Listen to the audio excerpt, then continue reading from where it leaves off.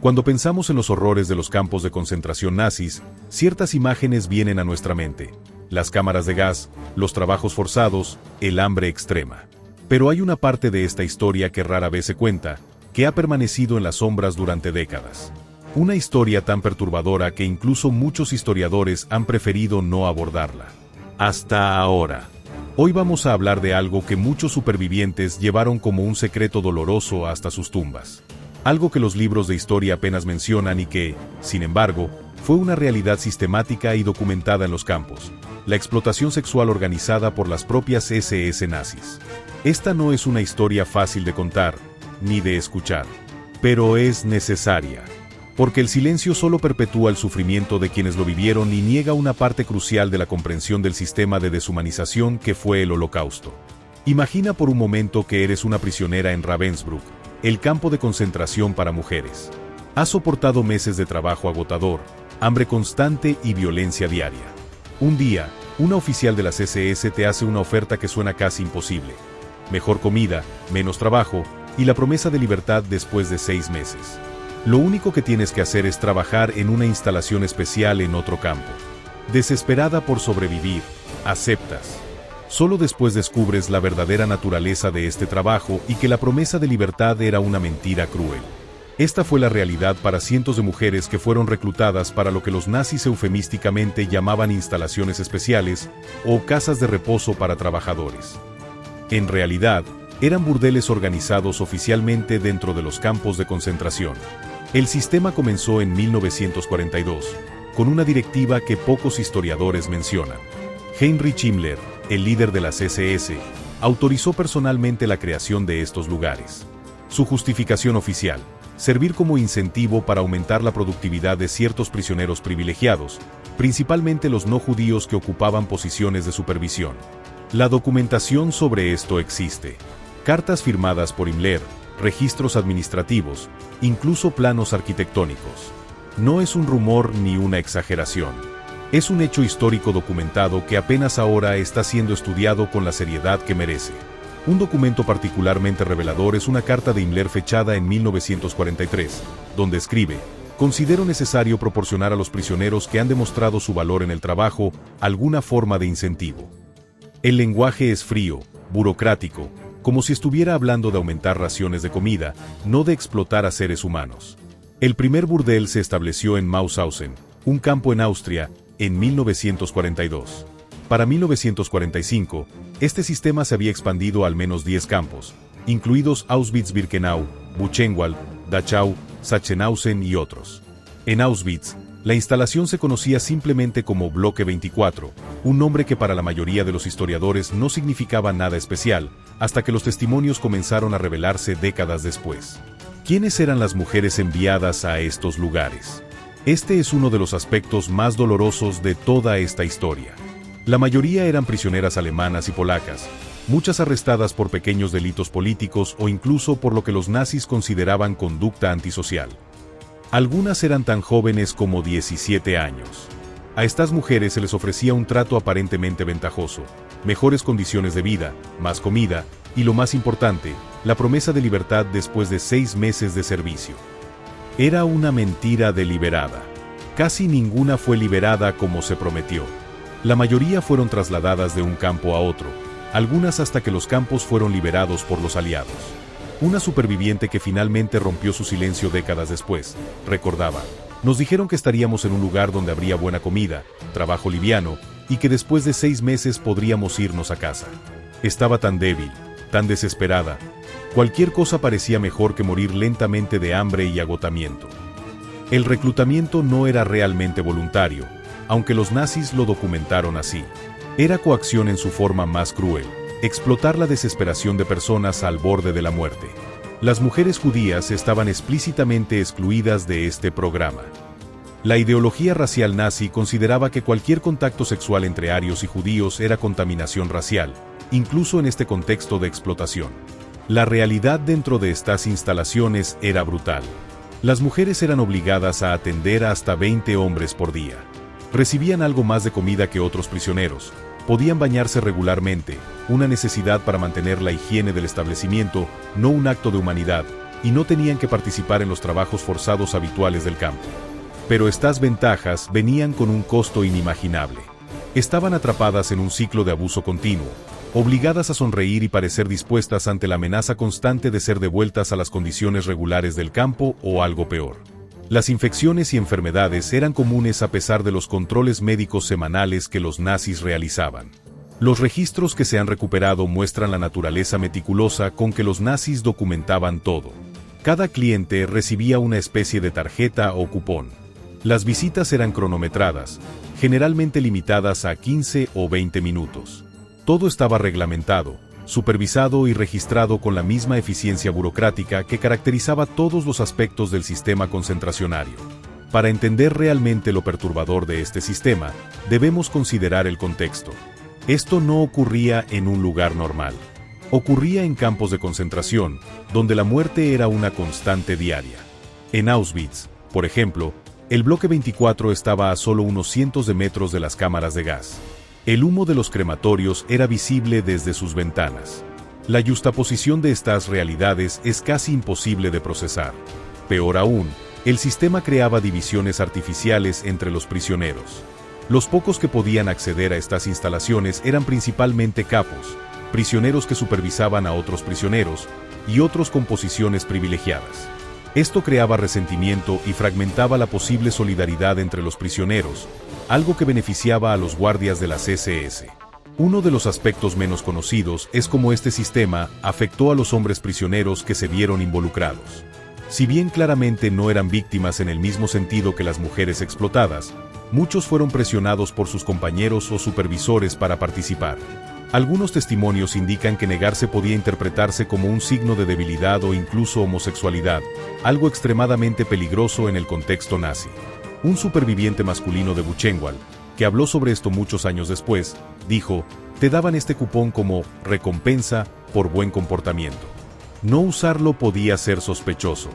Pero cuando vi a estas mujeres, tan delgadas, con ojos muertos, algunos hombres simplemente hablaban con ellas, les daban su ración de pan. Cualquier cosa para mantener la apariencia de haber utilizado su tiempo asignado. La situación creaba dilemas morales imposibles en un contexto donde la supervivencia diaria ya era una lucha constante. Para muchos supervivientes, tanto hombres como mujeres, estos recuerdos estaban cargados de tanta vergüenza y trauma que eligieron no hablar de ellos, incluso décadas después de la liberación. Es importante entender que estas instalaciones no eran iniciativas no oficiales o excesos de guardias individuales. Eran parte del sistema administrativo oficial de los campos, autorizadas al más alto nivel, con asignaciones presupuestarias específicas y personal dedicado a su funcionamiento. Representan un ejemplo extremo de cómo el régimen nazi combinaba la deshumanización sistemática con una eficiencia burocrática escalofriante. Y, sin embargo, durante décadas después de la guerra, esta parte de la historia permaneció prácticamente desconocida para el público general. ¿Por qué? Las razones son complejas y dolorosas. Por un lado, las supervivientes de estas instalaciones enfrentaron un doble estigma después de la liberación. No solo cargaban con el trauma de haber sobrevivido a los campos, sino que además enfrentaban a juicios morales incluso de otros supervivientes. Muchas fueron excluidas de las asociaciones de exprisioneros y tratadas como colaboradoras en lugar de víctimas. Una superviviente anónima declaró en los años 90, «Después de la liberación, descubrí que había sobrevivido a un infierno solo para entrar en otro». Nadie quería oír esta parte de la historia, ni siquiera a otros supervivientes. Era como si hubiéramos hecho algo vergonzoso, cuando en realidad simplemente intentábamos sobrevivir como todos los demás.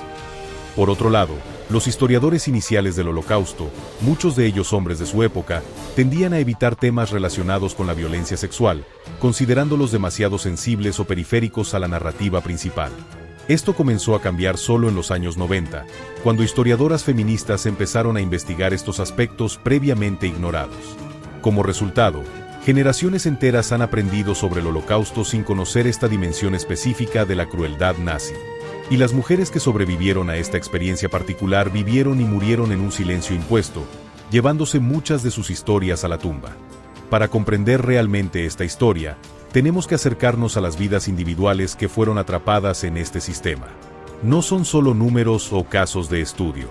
Eran personas con nombres, sueños y familias, cuyas vidas fueron destruidas no solo por su experiencia durante el cautiverio, sino también por el silencio y el estigma que enfrentaron después.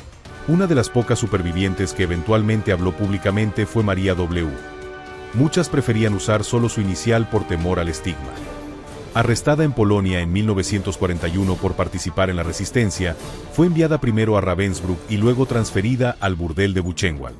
En una entrevista realizada en los años 90, casi 50 años después de su liberación, describió cómo el hambre y el miedo la llevaron a aceptar la oferta de las SS. Cuando te estás muriendo de hambre, cuando has visto morir a amigas día tras día, harías cualquier cosa por una oportunidad de sobrevivir, dijo.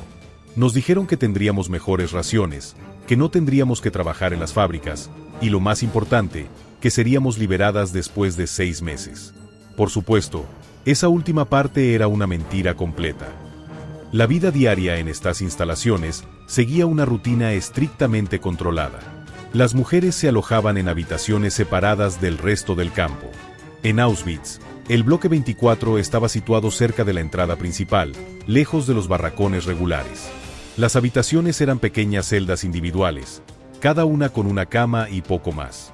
Esta privacidad no era un lujo, sino una necesidad para el funcionamiento del sistema.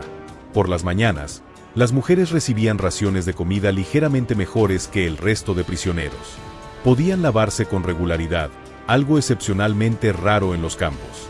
Se les proporcionaba ropa interior y vestidos, en marcado contraste con los uniformes rayados estándar. Pero estos privilegios tenían un propósito específico: mantenerlas en condiciones físicas suficientes para su explotación. Las tardes y noches estaban dedicadas a recibir clientes. Los hombres, principalmente prisioneros con posiciones privilegiadas, recibían cupones que canjeaban por tiempo limitado, generalmente 15 minutos. Los guardias de las SS controlaban estrictamente estas interacciones, asegurándose de que se cumplieran los tiempos asignados y manteniendo registros meticulosos de cada visita. Una superviviente recordaba: teníamos que pretender que estábamos allí voluntariamente. Sonreír, actuar como si fuera un trabajo normal. Cualquier señal de resistencia o disgusto podía significar ser enviada de vuelta a las condiciones regulares del campo, lo que a menudo equivalía a una sentencia de muerte. El control médico era otra característica perturbadora del sistema. Las mujeres eran sometidas a exámenes ginecológicos semanales, no por preocupación por su salud, sino para asegurar que estuvieran aptas para el servicio y libres de enfermedades venéreas que pudieran transmitirse a los clientes. Estos exámenes, realizados por médicos de las SS, eran a menudo humillantes y dolorosos. Los médicos nos trataban como ganado, recordaba a otra superviviente. Te examinaban, hacían anotaciones en una tabla, y decidían si seguías siendo útil. Si enfermabas o contraías alguna infección, podías ser enviada de vuelta al campo regular o, peor aún, a la enfermería, de donde pocas regresaban. El embarazo era otro riesgo constante. Los registros sugieren que las mujeres que quedaban embarazadas eran generalmente sometidas a abortos forzados. En algunos casos, fueron enviadas a las instalaciones experimentales del infame Dr. Josef Mengele en Auschwitz. A pesar de las supuestas mejores condiciones, las mujeres en estas instalaciones vivían en un estado de terror constante. La amenaza de ser devueltas a las condiciones regulares del campo pendía sobre ellas continuamente. Y a medida que pasaban los 6 meses prometidos sin la liberación prometida, muchas caían en profunda desesperación. Una superviviente describió este momento: después de 6 meses, pregunté a la guardia cuándo sería liberada, como nos habían prometido. Ella se rió y dijo: ¿liberada? Nunca dijimos eso. Debiste entender mal. En ese momento supe que había sido engañada completamente, que este horror no tendría fin. Para muchas, la única salida era enfermarse lo suficiente como para ser consideradas inútiles. Pero esto conllevaba riesgos mortales, ya que las prisioneras enfermas a menudo eran eliminadas. Estaban atrapadas en una situación imposible: continuar en condiciones de explotación constante o arriesgar la muerte al intentar escapar del sistema. Las relaciones entre estas mujeres y el resto de prisioneros del campo eran complejas y dolorosas. A menudo eran vistas con una mezcla de envidia por sus mejores condiciones y desprecio por el modo en que las habían obtenido. Este aislamiento social intensificaba su trauma. Éramos invisibles para los demás prisioneros, recordaba una superviviente. No nos miraban a los ojos. No hablaban con nosotras. Era como si hubiéramos dejado de existir como personas. Y tal vez, de alguna manera, así era. Sobrevivíamos físicamente, pero algo dentro de nosotras moría cada día. Los hombres involucrados como clientes también experimentaban complejas reacciones. Algunos aprovechaban el sistema sin remordimientos. Otros se sentían culpables, pero justificaban sus acciones como necesarias para su propia supervivencia. Y algunos, según testimonios, usaban su tiempo asignado simplemente para hablar con las mujeres o darles parte de su ración extra, pequeños actos de humanidad en un contexto diseñado para eliminarla. Un aspecto particularmente perverso del sistema era que creaba divisiones artificiales entre los prisioneros, fragmentando posibles solidaridades.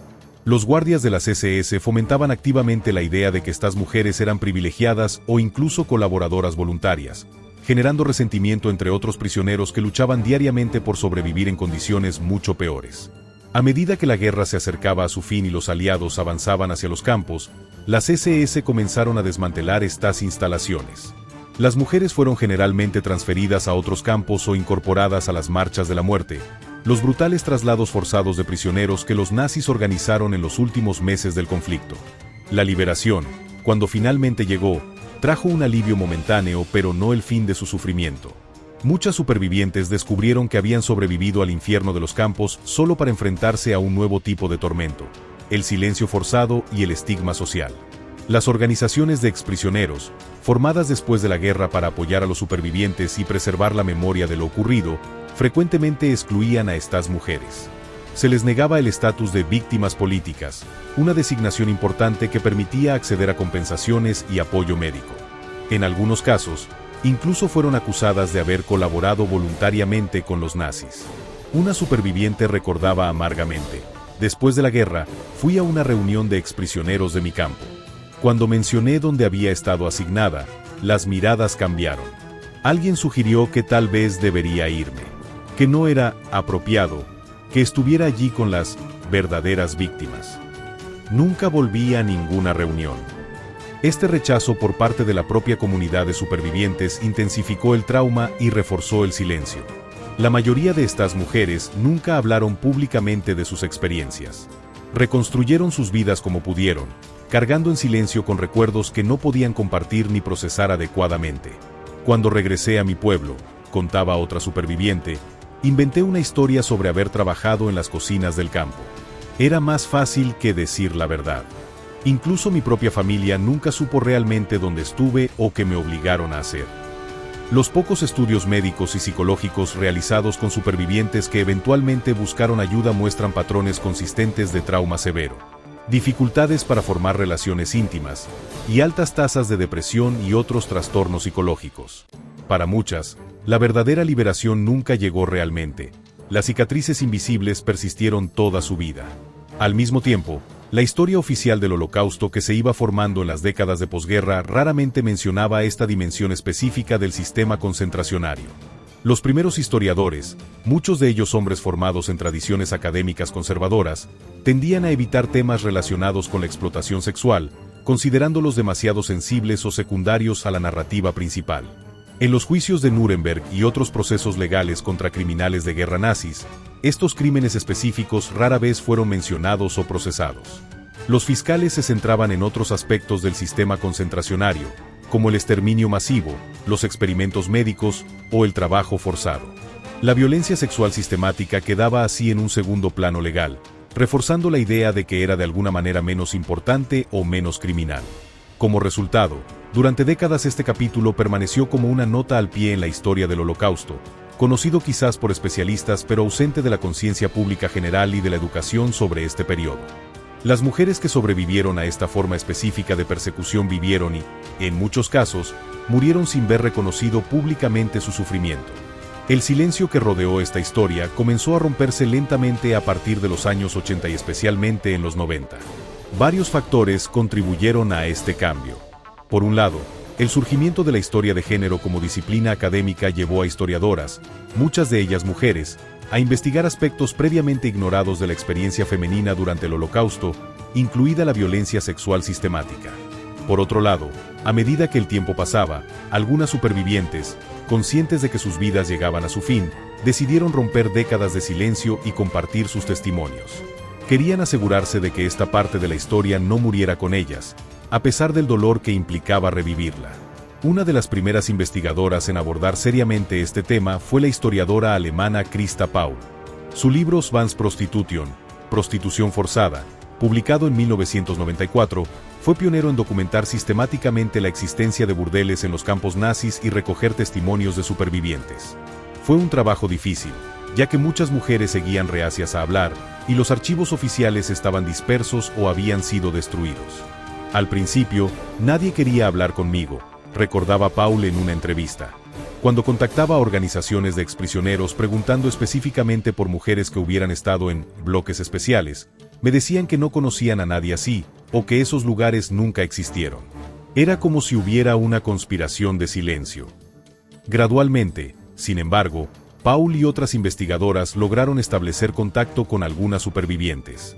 La confianza se construyó lentamente. Muchas mujeres hablaron inicialmente bajo condición de anonimato, temiendo todavía el estigma social incluso décadas después. Una superviviente explicaba su decisión de hablar finalmente. Durante 50 años guardé este secreto. No se lo conté a mi marido, ni a mis hijos. Pero ahora estoy vieja, pronto moriré, y pienso, si no lo cuento ahora, esta parte de la historia se perderá. Y esas mujeres que no sobrevivieron, que no pueden hablar por sí mismas, serán olvidadas como si nunca hubieran existido. Los testimonios que emergieron en este periodo revelaron no solo los horrores de la experiencia en sí, sino también el trauma adicional causado por décadas de silencio forzado y estigmatización. Muchas mujeres describieron cómo este secreto había afectado toda su vida posterior, sus relaciones personales, su salud mental, incluso su relación con sus propios cuerpos. Al mismo tiempo, nuevas investigaciones en archivos anteriormente inaccesibles, especialmente tras la caída del muro de Berlín, revelaron documentación oficial que confirmaba la naturaleza sistemática de estas instalaciones. Órdenes firmadas por Himmler, informes administrativos, planos arquitectónicos e incluso registros médicos emergieron gradualmente, proporcionando evidencia irrefutable de que estos no eran incidentes aislados, sino parte integral del sistema concentracionario.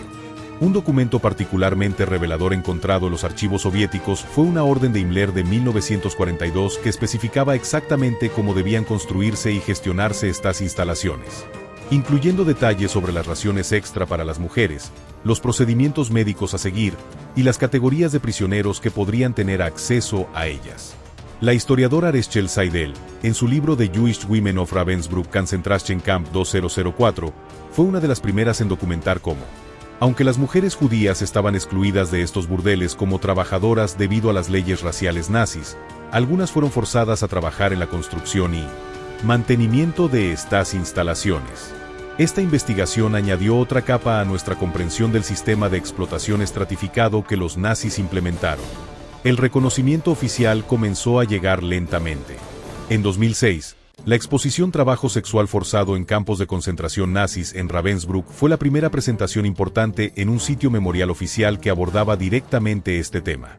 Para muchas supervivientes, fue la primera vez que su experiencia específica era reconocida públicamente como parte de la historia oficial del Holocausto. Una superviviente de 87 años que asistió a la inauguración de la exposición comentó con lágrimas: "Nunca pensé que viviría para ver esto. Durante toda mi vida, fue como si esta parte de la historia no existiera, como si nosotras no existiéramos". Los sitios memoriales en otros excampos, como Auschwitz, Dachau y Buchenwald, comenzaron gradualmente a incorporar información sobre estas instalaciones en sus exposiciones permanentes y materiales educativos. Sin embargo, el nivel de detalle y la prominencia dada a este aspecto seguían siendo limitados en comparación con otros elementos de la historia de los campos. En términos de reconocimiento legal y compensaciones, el progreso ha sido aún más lento. Las supervivientes de estas instalaciones específicas enfrentaron obstáculos particulares para ser reconocidas oficialmente como víctimas de persecución nazi, un estatus importante para acceder a compensaciones y apoyo médico. La ley alemana de compensación a víctimas inicialmente no reconocía la explotación sexual forzada como una forma de persecución que justificara compensación. Las solicitudes eran frecuentemente rechazadas con argumentos que reflejaban los mismos prejuicios que estas mujeres habían enfrentado durante décadas, que habían elegido voluntariamente estas posiciones para obtener mejores condiciones. Una superviviente recordaba amargamente: Cuando solicité compensación en los años 50, un funcionario me preguntó por qué había elegido ese trabajo. Me dijo que claramente había sido una decisión para mejorar mi situación, así que técnicamente no calificaba como trabajo forzado. Salí de allí y nunca volví a intentarlo. Solo en las últimas 2 décadas, y tras considerable presión de historiadores y organizaciones de derechos humanos, algunos gobiernos comenzaron a reconsiderar estos casos. Sin embargo, para la mayoría de las supervivientes, este reconocimiento llegó demasiado tarde. Habían muerto sin ver justicia o reparación. En el ámbito académico y educativo, esta historia está finalmente comenzando a incorporarse en narrativas más amplias sobre el Holocausto. Libros de texto y programas educativos más recientes ahora incluyen al menos menciones de estas instalaciones, aunque el tratamiento sigue siendo a menudo superficial comparado con otros aspectos del sistema nazi. La historiadora Elisabeth Heinemann señala: durante décadas, la educación sobre el Holocausto se ha centrado principalmente en el exterminio masivo, los guetos, el trabajo forzado y los experimentos médicos. La violencia sexual sistemática, aunque abundantemente documentada, rara vez aparece en los planes de estudio o en los museos. Esto crea una imagen incompleta y, en cierto modo, perpetúa el silenciamiento de estas víctimas específicas. Los supervivientes masculinos que se vieron involucrados como clientes también han comenzado, aunque en menor número, a compartir sus experiencias y reflexiones. Sus testimonios ofrecen una perspectiva importante sobre cómo el sistema nazi creaba dilemas morales imposibles para los prisioneros, forzándolos a participar en sistemas de explotación de otros prisioneros para su propia supervivencia. Un superviviente masculino de Mauthausen reflexionaba: por 60 años he cargado con esta vergüenza. Me dieron ese cupón como premio por trabajar duro en la cantera. Si lo rechazaba, podía ser visto como un acto de resistencia. Cuando vi a esas mujeres, eran como fantasmas con ojos vacíos. Pasé mi tiempo simplemente sentado, hablando con ella. Le di mi pan extra, pero aún así, he sentido culpa toda mi vida. Estos testimonios complejizan nuestra comprensión del sistema nazi más allá de simples categorías de víctimas y perpetradores, mostrando cómo el régimen creaba deliberadamente situaciones que forzaban a los prisioneros a comprometer sus propios valores morales para sobrevivir, destruyendo así no solo vidas, sino también la dignidad humana básica. ¿Por qué es importante recordar y estudiar esta historia ahora? Hay varias razones cruciales. Primero, es una cuestión de justicia histórica para las mujeres que sufrieron esta forma específica de persecución. Su experiencia merece ser reconocida y recordada como parte integral de la historia del Holocausto, no como una nota al pie o un tema tabú. Segundo, comprender estos aspectos del sistema nazi nos permite ver más claramente cómo el régimen utilizaba la violencia sexual como una herramienta deliberada de deshumanización y control, no como un efecto secundario de la guerra o acciones aisladas de guardias individuales. Tercero, esta historia tiene relevancia directa para comprender conflictos contemporáneos donde la violencia sexual sigue siendo utilizada como arma de guerra.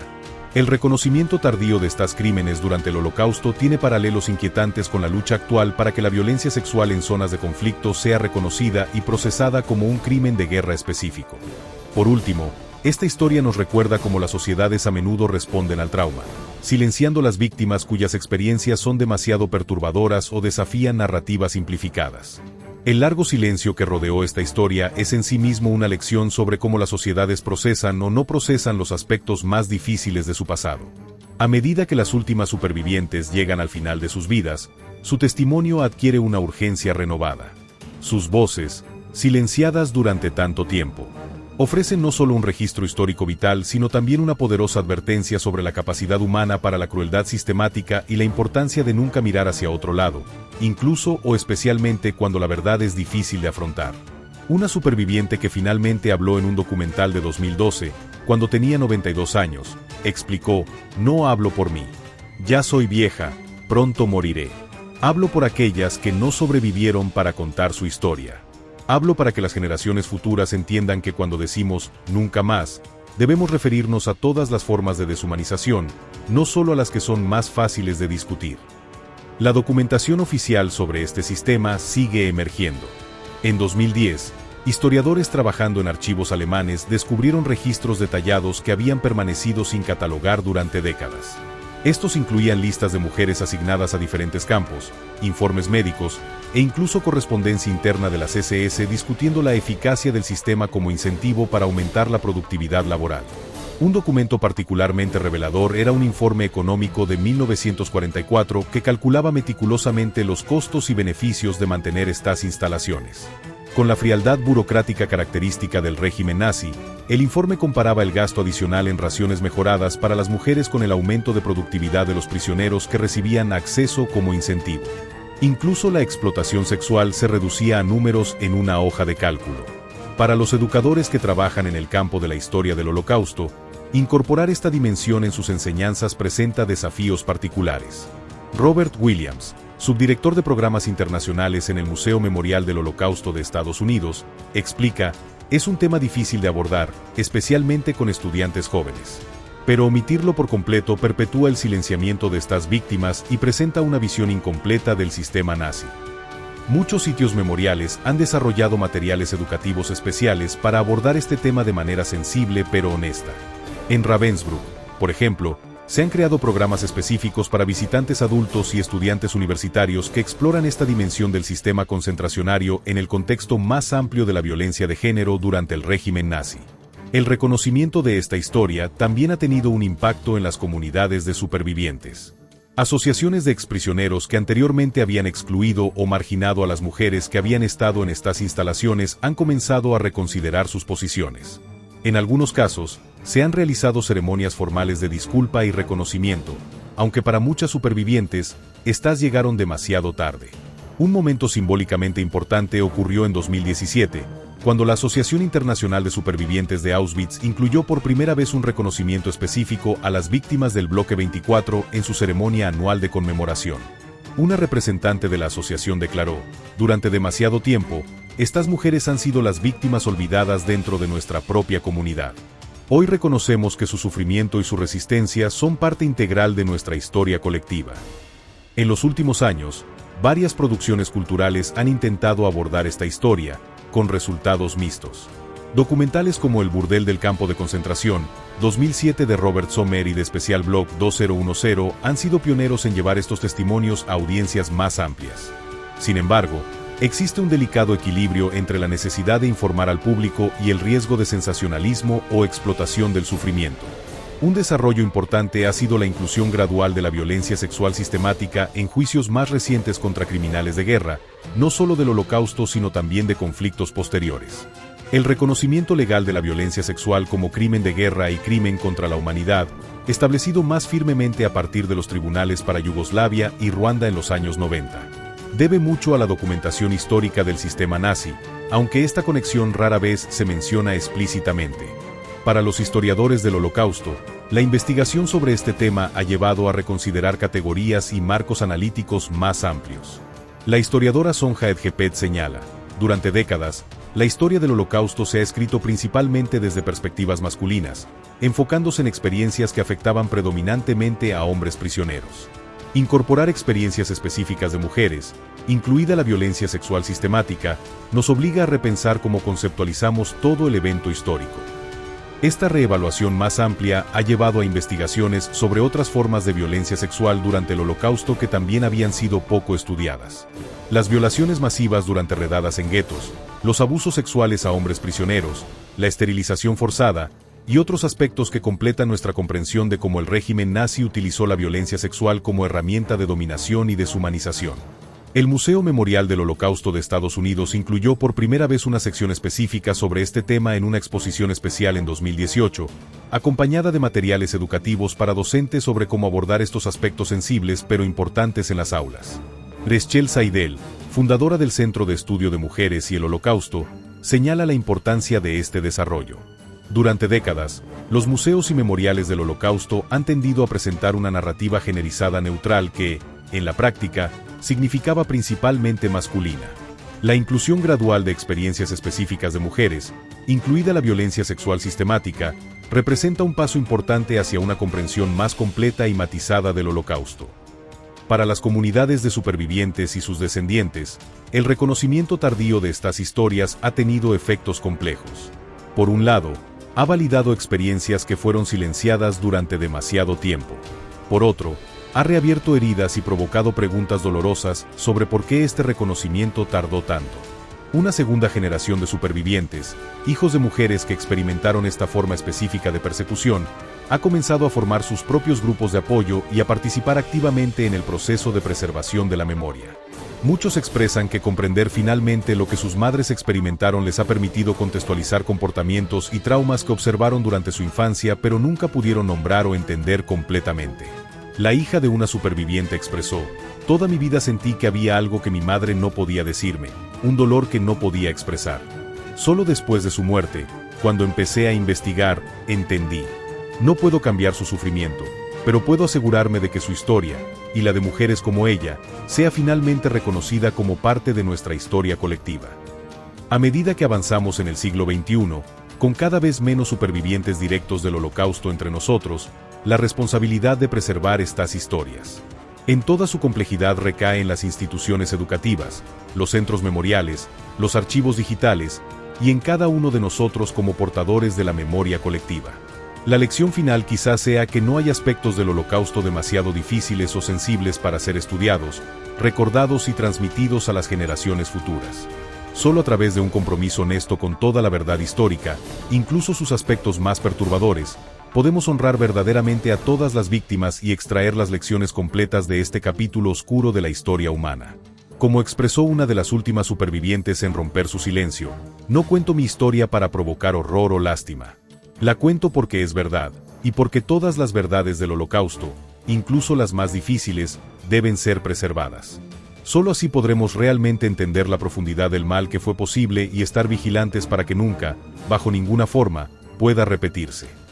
En un mundo donde los conflictos continúan generando nuevas víctimas de violencia sexual sistemática, donde el silenciamiento de las víctimas sigue siendo común, y donde los aspectos de género del genocidio y los crímenes contra la humanidad siguen siendo a menudo marginados en los análisis históricos y legales, estas voces largamente silenciadas del pasado tienen una relevancia crítica y urgente.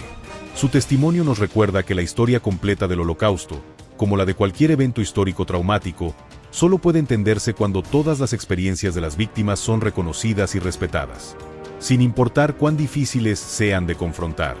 Este reconocimiento no solo honra a quienes sufrieron, sino que fortalece nuestra capacidad colectiva para reconocer y resistir la deshumanización en todas sus formas, ahora y en el futuro.